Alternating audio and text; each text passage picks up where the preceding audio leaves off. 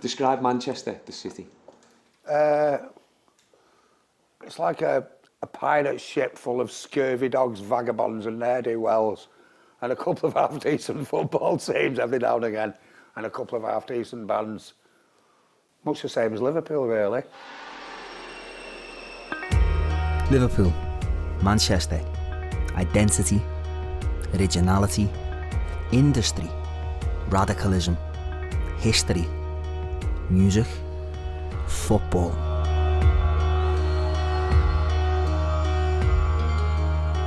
Liverpool, the city, if I had to describe it, I think I'd just use one word, famous. So it's centred in their own universe, isn't it? Music, fashion, politics. You know, you can't be coming from Liverpool if you're not involved in one of them. You know, it had the Beatles, didn't it? And then after that, it struggled. It is a prettier city than Manchester. Just wasted on you lot, innit?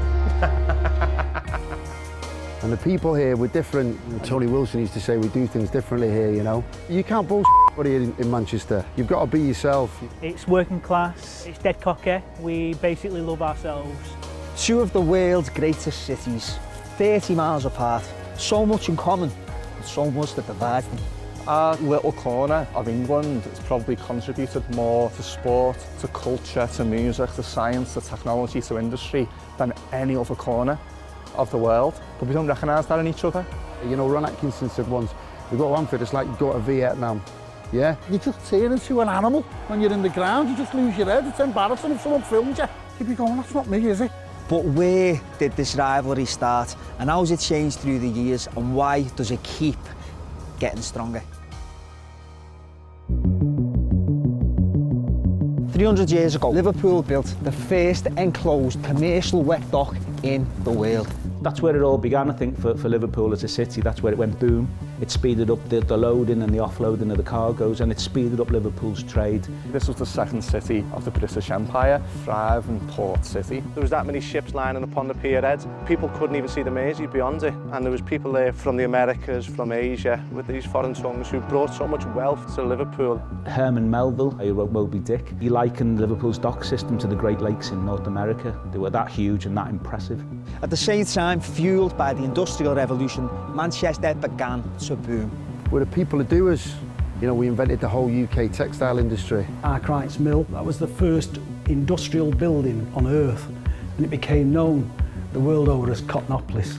The hotbeds of early labour movements that Marx and Engels wrote the Communist Manifesto for Manchester. A really radical city. The TUC were founded here, suffragettes, Peterloo Massacre. The history is astonishing. The two cities were even linked by the world's first steam-powered railway. But in the late 1800s, Manchester began to suffer an economic decline, and things were soon being pointed at the neighbours on the Mersey. The raw materials that were coming into Manchester had to come into Liverpool. The biggest port in the country, I think, at the time, bigger than London. It was costing a fortune. That was what led to the Manchester Ship Canal being built. They wanted to bypass Liverpool, the greed of the Liverpool merchants, building all your grand houses in the centre of Liverpool, which is still very nice. Mancunians, I think, are very proud of the Ship Canal and very quick to say that it effectively brought the sea to Manchester. You lot off a little bit, didn't it? And that's probably the start of the whole rivalry, you know. Football was becoming a regular pastime within northern working class communities. And one of the many new teams springing up was a certain Newton Heath. Newton Heath started in 1878, playing among the cotton mills and the cramped factories of inner city East Manchester. For a short time they wore those famous green and gold shirts and were reasonably successful. 14 years later, Liverpool FC were formed in 1892. We're here in blue and white.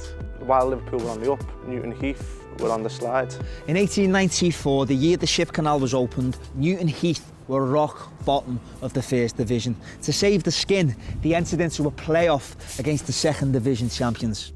Liverpool were the champions of the second tier, the Second Division, and it was a one-off game, a playoff, and Liverpool won 2-0. I think that was the first time really that we put one over United, or Newton Heath as we were called back then. And by 1902 they became Manchester United, and by 1909 they moved to Old Trafford. First game at Old Trafford was against Liverpool. I forget the score of that game. I can't remember the score. When Liverpool came to town, and I think beat them 4-3, so they must have been a bit sore about that. They probably owed us one from an early time. The next notable meeting between the teams would go down in history, but for the wrong reasons.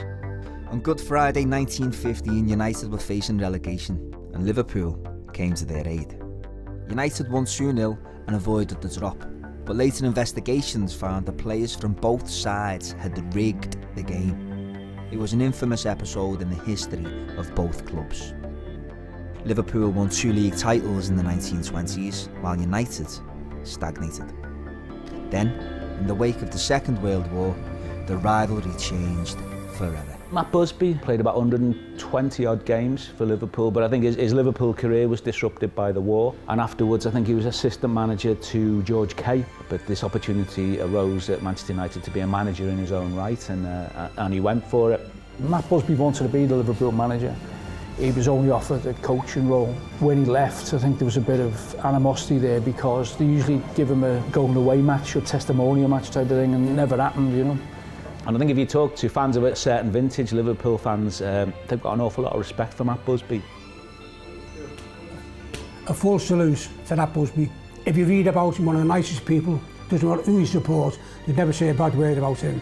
I think, and I'm ashamed to say this, I was probably 16 when I actually found out he'd played for Liverpool, which is a remarkably late time to know such a fact, especially if we consider that in the 1960s he was voted by Liverpool fans to be their captain in the perfect team of the last, say, was it 100 years. I've always maintained this to United fans. His heart was in Liverpool.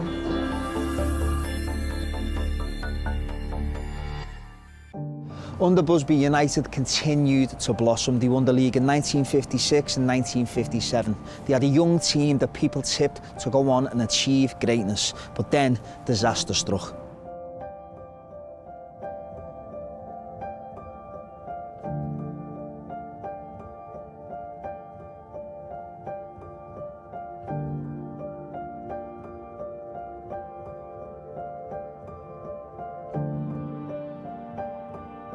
I can remember the moment when I heard about the Munich air disaster. I think that was the first time I ever saw my father cry. The city was numb, as it would be if it happened now to any major football club. It's a terrible thing to happen. I think Liverpool, like a lot of clubs at the time, said that they'd lend players to United in the aftermath of Munich, and rightly so. It was on the front page of the Echo, tribute to one of the greatest teams of our times, and that generation of Liverpool fans back then would have remembered Matt playing for Liverpool, so to find out that he was part of that would have been awful.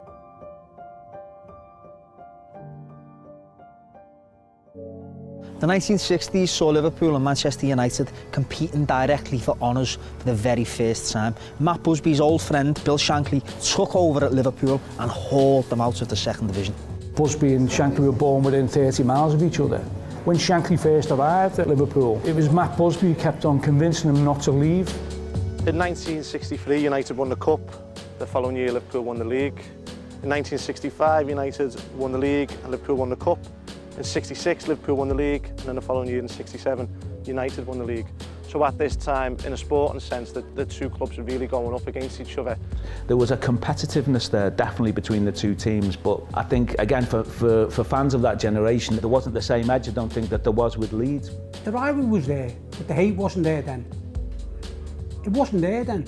My first away Liverpool match was April 1963. You could go where you wanted, so we just went into the Kop. Could you imagine Liverpool and supporters now going around the ground and getting involved with Man United, or they come out to the Kop? Because that's what you used to do years ago. All of the Liverpool supporters were bothered about, can you see the pitch, son? You know, they got this little lad from Higher Oakenshaw on the east side of Manchester being looked after by the Kopites. Just imagine that happens today. It just wouldn't happen, put it that way. Well, do you know, I used to speak to my dad about it when he was alive years ago, and he said there was never any rivalry against Liverpool, per se. Yeah, I mean, I remember watching Liverpool against Arsenal in 1971, Steve Highway. Didn't they go 1-0 up Liverpool? Still Highway, dangerous indeed! Oh, goal! We supported Liverpool because they were nearer to Manchester. You speak to my old man, he's had time for Liverpool. He's a great team, great manager, Bill Shankly. Love Roger Hunt amazingly. What a great player Roger Hunt was, you know. A real chance for Roger Hunt! We'd always say, my dad, that the best player I ever saw at Anfield was George Best. If not the best player that ever lived, he's equal to the best player that ever lived. A real chance here for Best! I think I once read that Bill Shankly thought the same. In 1968, Manchester United found themselves on the cusp of greatness when they became the first English side to reach a European Cup final, a feat Liverpool were denied 3 years earlier by Inter Milan.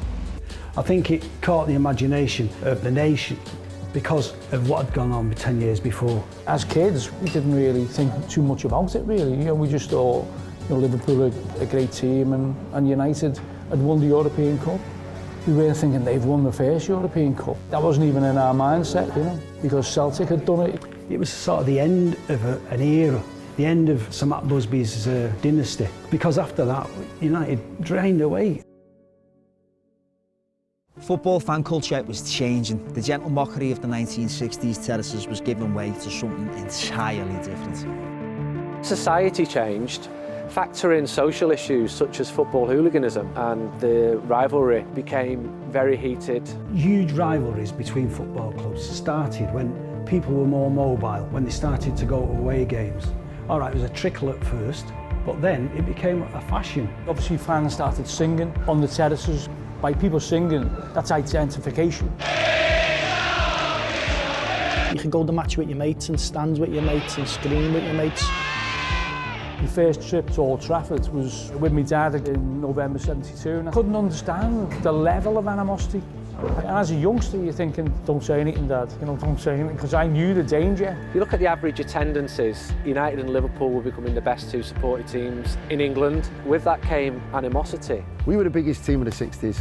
And then we had no success at a Busby, so the whole thing fell apart. And then you came in, you had already were planning that with Shankly. And so to us, there's got to be some resentment, hasn't there? Shankly delivered the league title, the UEFA Cup and the FA Cup. Then he left. United's demise, however, was confirmed 4 months earlier. They were relegated. When we went down in '74, I mean, obviously we were all laughing about it. That was a shock. You don't expect teams like Manchester United to get relegated. It's very hard to believe Man United ever played in the low division. I think we were also thinking, how are they going to cope with them in the second division? And suddenly, from nowhere, the Red Army was born. They came from everywhere. Wherever you went, Cornwall, Wales or whatever, the local hard knock would be a United fan because of their reputation. One of the first games of the season they had in the second division, all you can describe as Bay City Rovers fans get off the train because they were all tartaned up. Liverpool never really adopted that, so we felt as teenagers, oh my God, have you seen the state of them? Manchester United were promoted in 1975 and the rivalry was about to pick up where it left off. What looks like the biggest crowd of the season here at Anfield for a renewal of old rivalries. One thing to say about United is they always turned up at Anfield. Not many teams did. The Stretford Town have come down the East Lancs Road for the day. As a kid, I was always fascinated by Man United. The build-up to United coming to Goodison or Anfield, be building up for 2 weeks. The Red Army were coming. There they are, penned in on the right with this special dividing wall which has been put here to divide Manchester United supporters from Liverpool supporters. What the authorities did for that game, because they were expecting the tartan hordes to come, was to put a partition in the Anfield Road. So you could see things were changing. You have to have the bottle to just go and watch and support your team, you know, particularly away from home. Always a bit nervous going to United, and it was vice versa. It was the same for them coming here. It's on top, man, but good fun, you know. You have to be on your toes. With Bob Paisley at the helm, Liverpool were about to dominate in England and abroad. But one team would prove to be a constant thorn in their side. The FA Cup final was a big event then. And my old fella said to me, they're going to lose, you know. They've won the league, they're in the European Cup final on Wednesday. They're going to beat us, you know. It was a bit of a dull game, but it was like 6 minutes of excitement that Stuart Pearson scored. He was my hero. Pearson! Jimmy Case scored a great equaliser. Case, good turn. Oh, yes! And then 2 minutes later, Lou Macari shanked a shot that was going out for a throw-in, never mind a corner, and rebounded off Jimmy Greenoff's chest. Jimmy Greenoff. And has it gone in by Macari, is it? Greenoff, a mank goal. Do you know what I mean? If you ask anyone what's a mank goal, and they'll know what you're on about. Proper mank goal, that. I think we only had about three shots on your net. Scored 2 of them. Great. One of them wasn't even a shot on your net. Marvellous. It was the irony of it all, you know. That was quite funny. That made it extra special and stopped Liverpool from doing the treble. Only one team can be allowed to do the treble. I mean, he was climbing up them stairs, crying his eyes out. I had a lump in my throat and thinking the treble's gone. Even all these years later, that was one of the lows. We got them in a semi-final 2 years later in '79, and they'd done us again. United always seemed to grind out results, even when we were dominating. It's a goal! It was their cup final. Right side! That's the thing they look forward to. Colin Gibson scores for Manchester United. Listen, we had this thing, didn't we? Oh, they're winning all this, but they can't beat us. But at the end of the day, who's walking around Anfield at the end of the season with the league trophy? You know, it's no consolation, is it? It's Liverpool's 5th championship in 14 seasons. We'd only just snide the odd FA Cup here and there, whereas Liverpool were consistently bump, bump, bump. The rest of the First Division can only marvel at their consistency. Any Man United fan around my age grew up watching Liverpool win everything. Wheelan's got it! Brilliant goal! Kings of Europe, kings of England, kings of everything. And we kept feeling like we're nearly there, because we had the great team with Ron Atkinson on our day. So we could put on a performance. There's not too much between the teams. They've got the knowledge at this moment in time of winning games or winning trophies. And Liverpool Football Club win the marvellous double. There's a pang of jealousy there when you're watching someone else have what you want kind of thing. You covet that success. McMahon! Oh, a shame. That's got to be one of the best goals of the season, even by Liverpool standards. I'm not going to lie, it killed us. Going to match in the 70s wasn't just about the footy. It was about looking good and standing out from the crowd. But who wore it better, Liverpool or Manchester United? Who were the true originals? There's all debates about this, isn't there? And, you know, and the Cockneys, even what I say, they started it, which is, if anybody tells you is a complete nonsense, trust me, I'm an age where I could remember. It started in Liverpool, very quickly followed by Manchester. Manchester had its Perry Boys, Liverpool had its, I don't know what you call them, the Scallies. You've had your punks, you've had your Teds, you've had your mods. This was another, like, subculture. If you went to any concert through the 80s, all across Europe, all the lads doing the tickets and the swag would be Manx and Scousers. If you're growing up in Salford, or in Huyton, and it's grey and it's dark and it's tower blocks, if you suddenly transport yourself to Nice and all these local lads are walking round in, like, you know, bright colours and boat shoes, and it's a bit different. So it became this thing that the lads who saw it transported it back. In fairness, you probably got the first opening to it by going to Europe with the team, which we didn't have at that point. I always put the Charity Shield against United in '77 as when things started to change, because there was a load of 16, 17, 18-year-olds with a new look, really. By '78, I was wearing straight jeans and dressing a bit more smarter. We were changing our hair, wedge haircuts and that. Around about the '81 Cup final, Liverpool fans started coming back with all the sportswear, different kinds of footwear, which you can only get in Europe. And the great thing was there was no social media. So every bit of it was word of mouth, and that's why it became important to football. If you want to know what the latest trainees were, or the latest trackie, or the latest jacket was, you'd have to go up the Anfield Road, or you'd have to go in the scoreboard, or wherever. Now people can just tap into the internet. But back then it might have been some lads just went to some remote part of, like, Switzerland and found this label and came back with it. Well, and we used to do that. You get the Scousers coming down, so what's he wearing? What's one of them trainers? Like, you know, did you see that kid with the little tash and the flick hair and them trainers? What were they? I've never seen them. Went to Birmingham once, Birmingham fans were singing about us looking like Spandau Ballet. You go and play them a year or two later and they're all dressed like you. West Ham came here in 1985. Diamond golfing jumpers and all this tennis wear, but by then we'd migrated onto a new look, which was like lamb's wool crew neck jumpers, semi-flared cords, dressing like a bloody geography teacher, really. We're looking at all these Cockneys and they're saying, look, all these scruffs, you know. We said, well, you haven't got a clue, we don't wear any of that anymore. The Manxers always let themselves down. They'd have an earring or they'd get something wrong. Not all of them, you know what I mean, but we're sort of locked in by the river here. They'd spread out to Bury and Rochdale, so they'd get like a woolly back influence. In the mid-80s, Everton became a force. Merseyside football peaked. The league title alternated between Goodison and Anfield, but for Liverpool, tragedy lay in wait.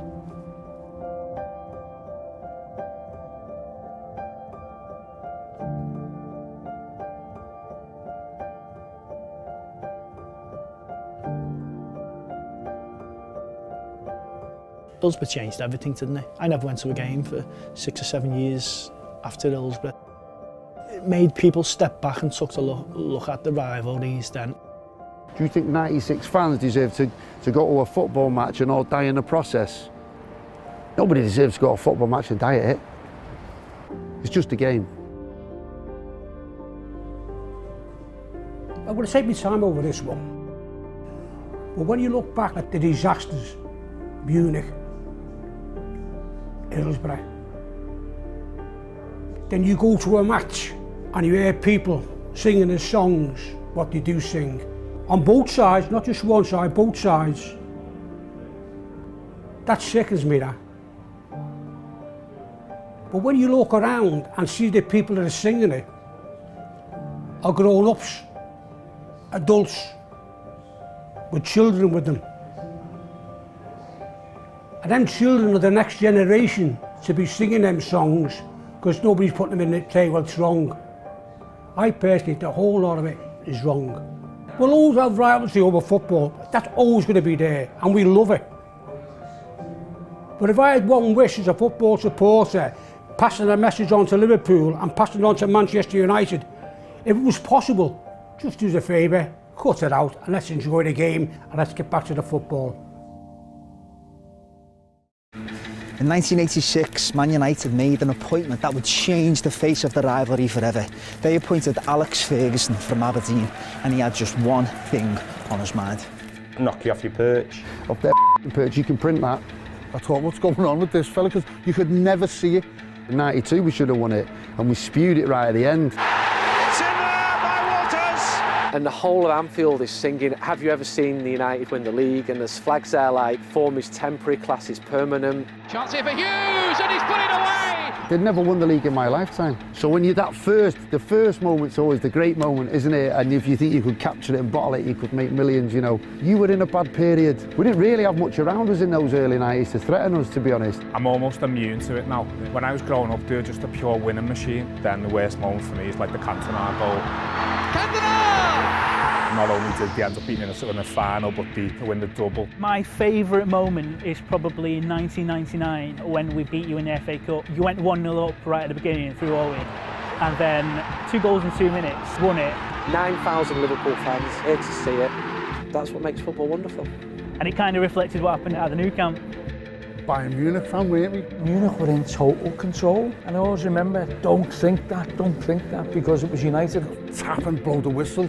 You know what I mean? As soon as I started thinking these aren't going to score, scored those 2 late goals. But then you think, imagine being a near end for that kind of game, you know what I mean? The team they had in the 90s seemed arrogant and self-assured and quality, everything that I'd want from a Liverpool team. Neville, Giggs, Scholes, Butt, Beckham, they were all contributing. It really hurt. Even though United were eating up the trophies, Liverpool never truly went away. And after a dismal decade that was the 1990s, Kopites had much more to cheer about at Old Trafford during the early years of the new millennium. Murphy takes it, what a great goal! That first one seemed to trigger a bit of belief. Murphy, and Murphy scored for Liverpool! The second one where Murphy scored, where he scored the lob, I think that season we actually finished above Manchester United for the first time, probably in my lifetime. My best moment was when we won the League Cup in 2003. 77 they'd wore red, and then when we actually beat them in 83, we wore red, and then 96 they wore red. So I had in my head the week before that final, oh God, I hope we're wearing red.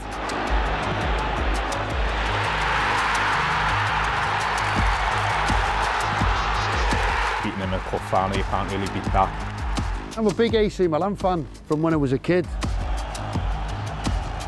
Do you know like when something traumatic happens and you just sort of, you sort of blank it out of your brain? It's a bit like that.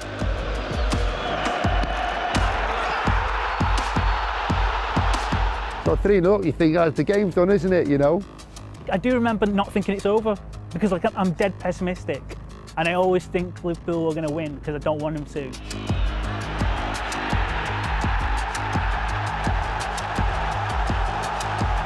One of my good pals, he's a Scouser, and he rang me afterwards. He said, what the f*** are you ringing me for? But I said, to tell you one thing though, I know what it's like.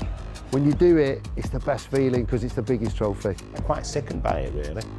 You had Carragher, Gerrard, who's the one player I would have loved United to have signed. The fact that Wayne Rooney, a Scouser, is one of Manchester United's greatest ever players, it all adds to the interest.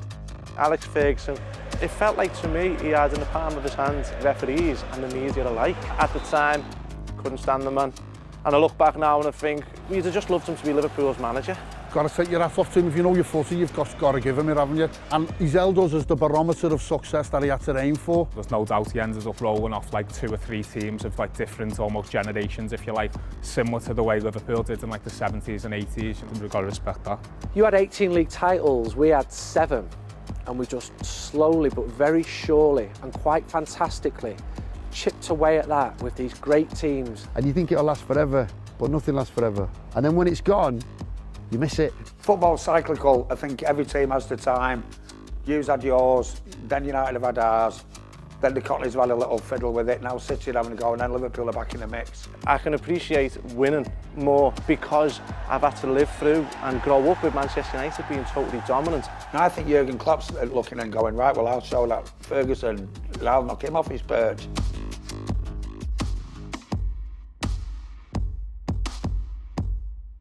So we've seen 130 years of unprecedented football and rivalry rooted in a much deeper distrust between two cities with so much that divides them, 2 cities with so much in common.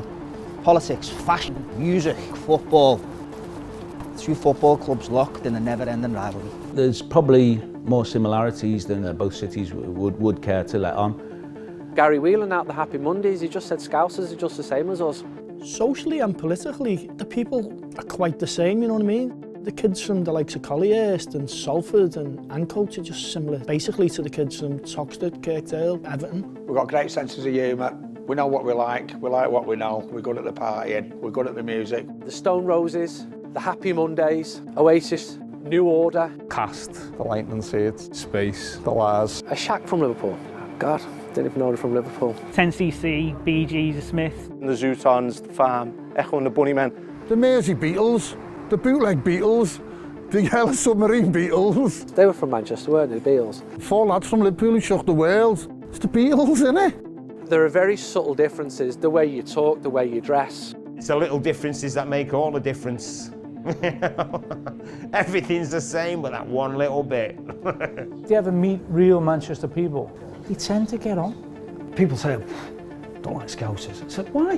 Don't like Liverpool. I said, have you ever been? I said, yeah. But I say, well, take the football away, and they're no different to us. You just talk a bit daft.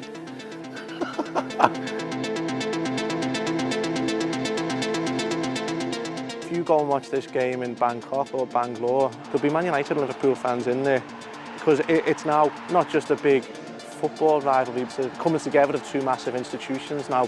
And I think the international era and globalisation has cemented and secured this as the biggest fixture.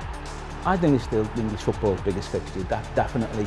It's always United and Liverpool, and it always will be. I've watched football in over 90 countries, but the bottom line is, nowhere does football matter as much in the world, in my opinion, as Manchester and Liverpool. You want them as rivals, I think, because they're brilliant games. Listen, I'll tell you something. If Chelsea were top of the league and City were second, and you were bottom, and we were second bottom, and Chelsea were playing City on the weekend and we're playing you, what's the biggest game in the country? It's Man United, Liverpool. And I'll tell you why. There's only 2 clubs in this country. There's only 2 clubs where it's a religion. It means something. Yeah? There's a greater meaning to it. Look, we've had 50 years between us of unbroken dominance, yeah? And all these things, much as we don't like to say it, that we have in common, unfortunately. Great Scottish managers with vision about youth, about local players, about community, about meaning something, about winning against the odds, winning when you shouldn't win. I can't explain what it means to me, or what it means to a lot of people, but it definitely means something. It's something that you feel, there's something in your heart. The 2 clubs are religions, and there's only 2 clubs.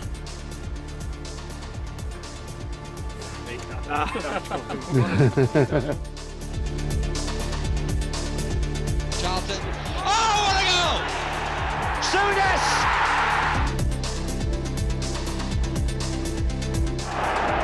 Whelan again. Gordon Strachan with a chance to equalise and does. Hanging cross. Oh, 3-3. Cantona is back. Lisa the hitting. Oh, wow!